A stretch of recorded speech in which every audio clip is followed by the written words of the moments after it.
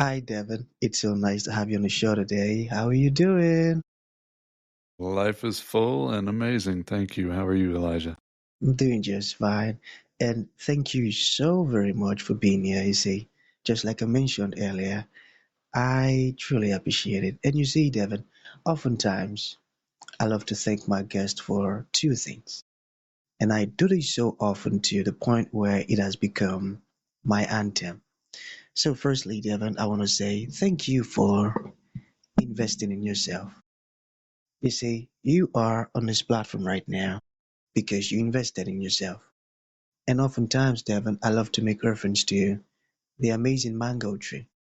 You see, some months back, I was on a particular road, and just by the roadside, there was this tall, unattractive mango tree. And I use the word unattractive because the mango tree's got no mangoes on it. The leaves were all dry. I just walked past it and I went my way. But you see, Devon, just recently I was on that same road. And this time around, a lot's changed about the mango tree. The mango tree caught my attention pretty good from a distance. And immediately I got the urge to move so close to it, of which I did, and it wowed me. Because now the mango tree's got a lot of mangoes on it, beautiful green leaves and healthy branches. Oh boy, it was a special moment that day. I was so excited. I kept staring at the beauty of the tree, the fruit, its leaves. Oh, nah. An amazing moment. Here is my point. The fact that you dedicated your time, energy, and resources to becoming the amazing Devon that you are today, that alone has made it really impossible for me to skip you. And that's why you see you got the request from me to be on the show. Because, truthfully speaking, I was attracted to the fruit of all that you're doing. Your impact, your philosophies, your insight, and how your solution is solving things and the beautiful things that you're doing. It caught my attention pretty good. And just before you got the request from me, I said to myself, I've got to benefit from these beautiful things that Devon is doing. Not only me now, but even the audience. And here we are today with the amazing Devon. Thank you so very much for investing in yourself. And secondly, thank you for saying yes to the invite. Because if you had said nope, there was nothing Elisha could do about it. Thank you so very much, my man. Truly appreciate you. Thank you. I appreciate being here. I hope to be as delicious as a mango. So let's get started. You see, I'm quite excited to have you on the show today, David, for some reasons. Firstly, my interest in knowledge seeking. I believe in order for one to transition from a chaotic situation to that of a beautiful one, I believe it takes the application of knowledge, quality information, and not just knowledge now, but the application of it. And you see, ever since I discovered that light in the Hebrew means knowledge and darkness means ignorance, I've been so keen to knowledge seeking because I do not want to remain in the dark. So that's going to make our conversation today very, very important to me and even to the audience. The second reason why I'm excited to have the amazing Devon on the show is for the sake of the listeners. You see, Devon, we live in an age where information is as abundant as grains of sand. We've got lots of information flying out there. So these folks trust me for quality, high opening, and very important information, of which I am totally convinced that our conversation is going to be insightful and impactful. So, for that reason, Devin, my man, let's get started with your introduction. Talk to us about your personal, professional journey. Because right now, we are just so curious. We want to know how Devin got here. Then, afterwards, I've gotten some beautiful questions for you. Okay, Devin, over to you. Thank you. What a potent introduction and way to frame the beginning of this. Thank you for that. You too. You, you know, like so many in the world, we have our stories, and maybe the key factors as to why I'm even reaching out and doing podcasts today is exactly what you were sharing, which is service, through knowledge, things that impacted me, and how can I transform that level of impact and bring it to the world in a time where it's getting pretty chaotic and crazy, right? And I love chaos. I enjoy chaos. I love transforming chaos into creation. And I've spent my life doing it, starting back when I was young. I was in a family where, unfortunately, or fortunately, I guess I should say, I grew up in a very loving household that ended up getting some of those shadow moments when my dad lost his career, his vision, his direction for life. He ended up going down a dark hole and drinking too much and getting abusive, and then ultimately taking his life when I was 13 years old. And that was a major transition point, as you can imagine. And it led me to really doing some rejecting of our societal programming. I spent more time sitting on a beach in contemplation than I did in school, and really wondering what this was all about. And as I fast forward, I lost several people to cancer, and a couple people to, unfortunately, drugs and murder and like different things. And I just, my teenage years were spent at funerals and exploration of who I am. And as I really stepped into my adulthood in my late teens and 20s, and was asking myself, what do I want to do? I wanted to have impact in the world. And so I did what I only knew how to do, which was start a personal training business. And that led me into wellness and nutrition and fitness. And then that led me somehow into art and technologies. And then as I built several companies, I ended up losing those in 2008. And so I experienced what my father had gone through in losing direction and vision, and what he had poured himself into. I had poured myself into something and lost it by the time I was 30. And a couple of things. And I really ended up just reconnecting with nature. I spent time in a place called Zanesville, Ohio, here in the States, and ended up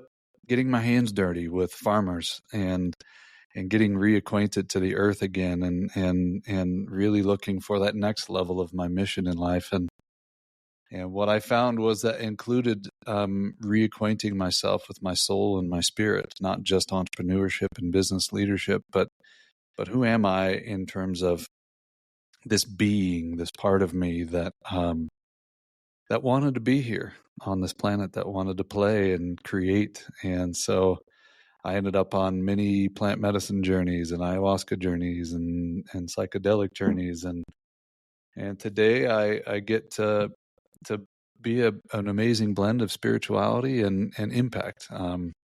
We're involved in sustainable city development projects. I'm involved in media. We have companies in those genres. We've got land trust, where we're protecting land as much as we can, and restoring that land back to its natural state. And so I get to play in this balance between this three-dimensional time and space of creating businesses and creating impact, as well as really doing deep soul searching and soul diving. And I think it all stems back to those big questions that I had to ask myself as a teenager as I faced death for the first time. I tell you, your story is very inspiring and eye-opening. And the fact that you are here standing with your solutions, helping the world, that's amazing. You see, not many people were able to reach this length and height that you've got into. So your story is really very, very inspiring. I tell But I'm still a bit curious. Okay, so how do you build businesses that help people land and money? You get, How do you build any business? You go in blindly. You find what fires you up. You make a declaration. A dear friend of mine that I've known for over probably closer to 40 years now, He's a world-renowned coach, consultant, and his whole summary of what he's found working with people who have impact in the world is what he calls the declaration of the unreasonable. And that simply means when you have a big enough vision that seems so unreasonable, something about that sets you on fire.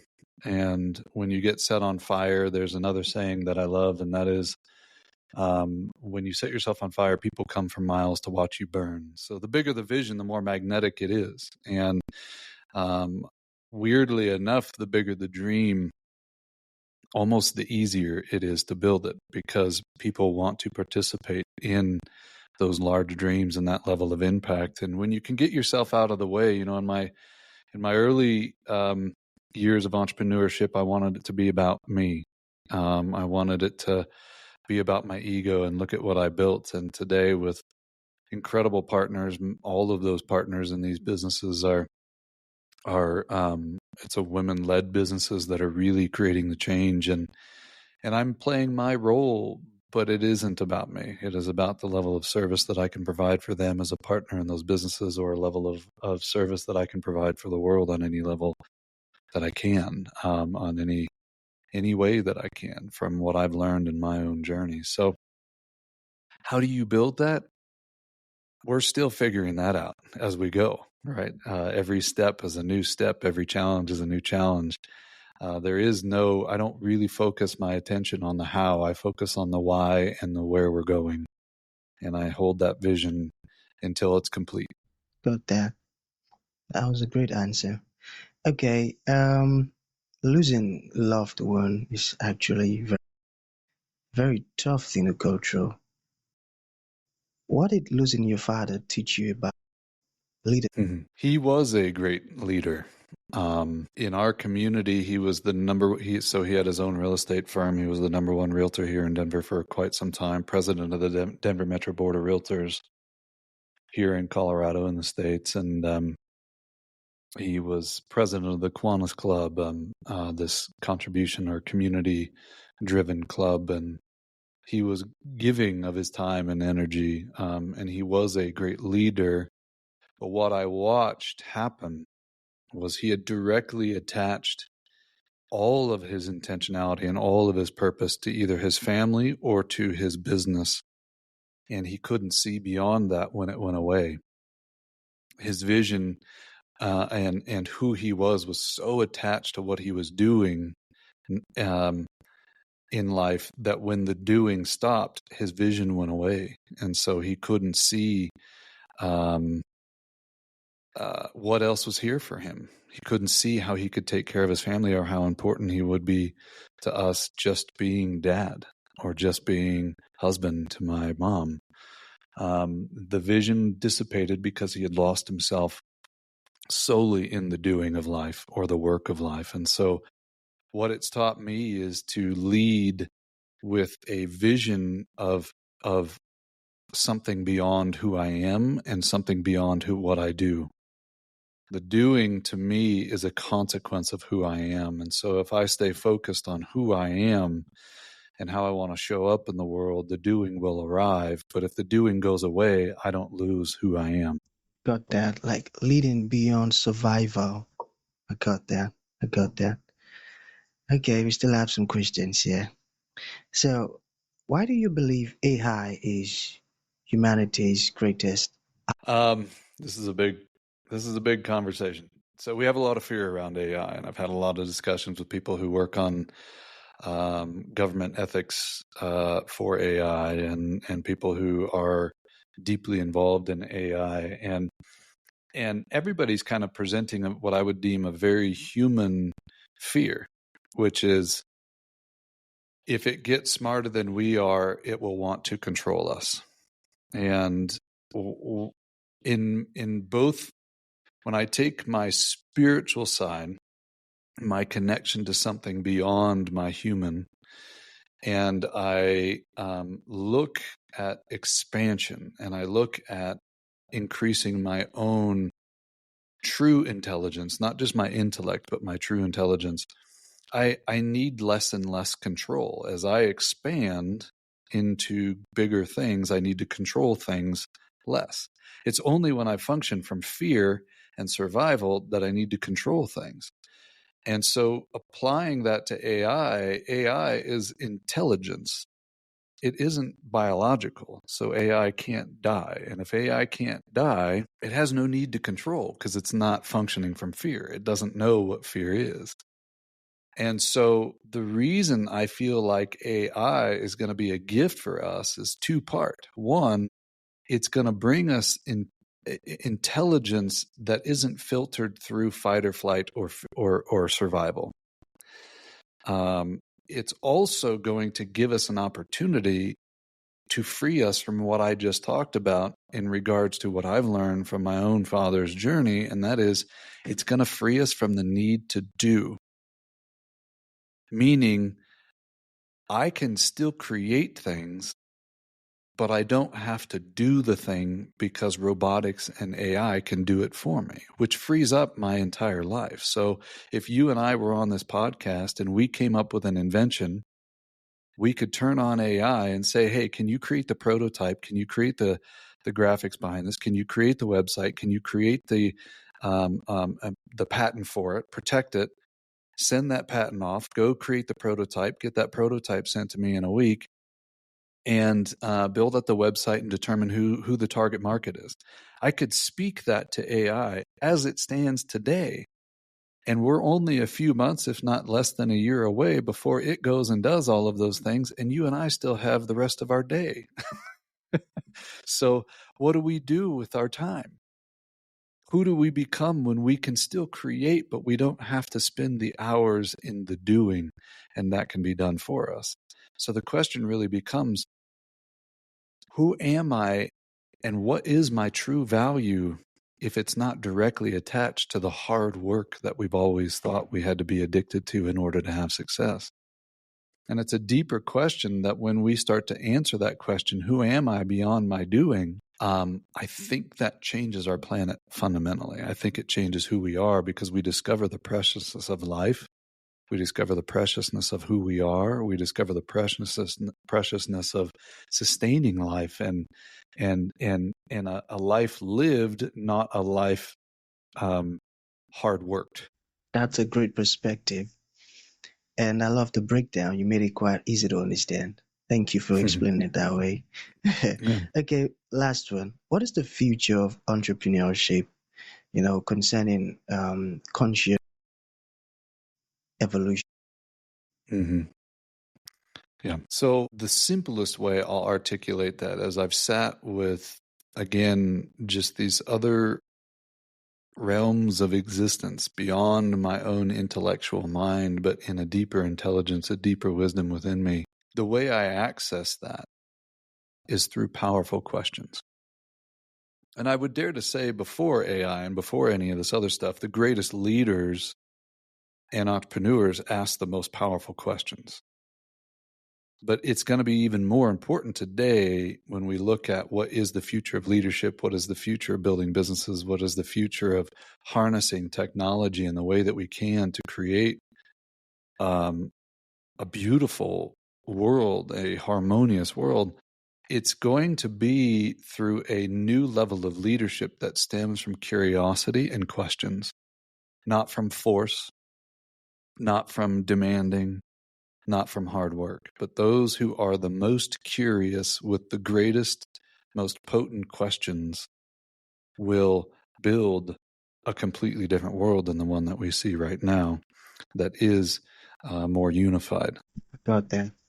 I got that. So to bring this to an end, Devon, what would you like to leave the audience with, like a final? And to those folks who like to reach out to you, learn more about everything you've discussed so far, or even ask questions, how can that be possible? So I'll leave you with a thought that a shaman presented to us the next morning after a plant medicine or ayahuasca journey. And it was a room filled with really successful entrepreneurs.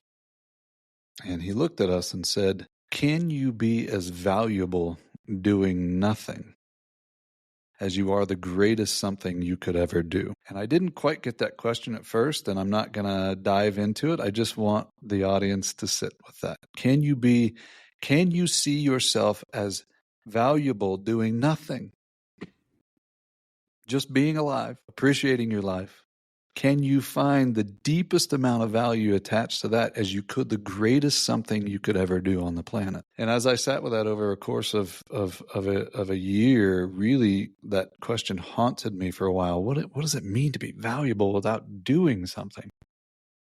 And I realized what he was saying, and again, I'm not going to project that onto the audience. I just want people to sit with that question and see if you can find how valuable you really are, regardless of what you do. And people can find me. They can find me just by searching my first and last name on most social media. You can reach out there. You can go to Devon, DEVON, the letter K, and then KERNS, DevonKKerns.com, and reach out to me there. I have no real call to action other than if you want to chat or you wanna get involved somehow, then let's do that. On occasion, I'll work with people. On occasion, I'll work with people in terms of vision, direction, and leadership. But other than that, like let's change the world. That's all I care about. So if you're doing that, reach out. So that's going to be the end of the show, my man. Thank you for coming, and thank you for sharing this beautiful stuff with us. It means a whole lot. Thank you, Elijah. You're an incredible human.